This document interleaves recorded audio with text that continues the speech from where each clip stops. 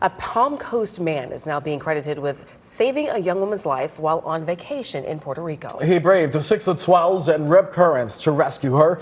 West 2's Patrick Perez live in Winter Park tonight after talking with that man. Patrick.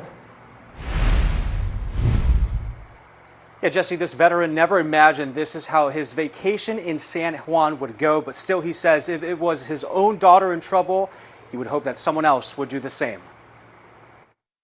The view from the shore may look inviting, but the conditions of the water at Condado Beach in Puerto Rico last week were anything but. It's a beautiful place to visit, but, heed to the warnings. Mark Dyberg was visiting from Palm Coast with his family when an evening spent reading by the pool took a serious turn. 3 people were in distress in the water, with 2 unaccounted for. I could hear people yelling for help out in the distance over near the jetty. I quickly went into the hotel, went to the front desk, told them what the situation was. But Mark didn't stop there. Up there is the area where I went into the water off of the rocks. Armed with 2 life rings from nearby pools, Mark risked his own life in search of at least one of the swimmers. The seas that night were extremely rough.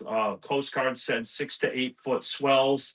Very rough, and it is dark out. Emily was about a good 150 yards out from shore, and by the grace of God, somehow I was able to find her. Unfortunately for Emily's friend Samuel, who also tried to rescue her, the U.S. Coast Guard found his body 2 days later.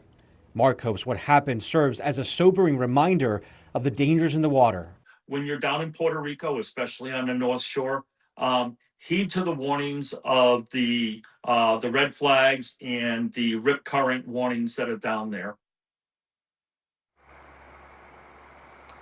And Mark says he and the woman he saved, Emily, saw each other a few times before he returned here to Palm Coast back home. He says that she was very appreciative that he saved her life and would give him a big hug every single time. His thoughts and prayers now are with her friend Samuel's family. Jesse.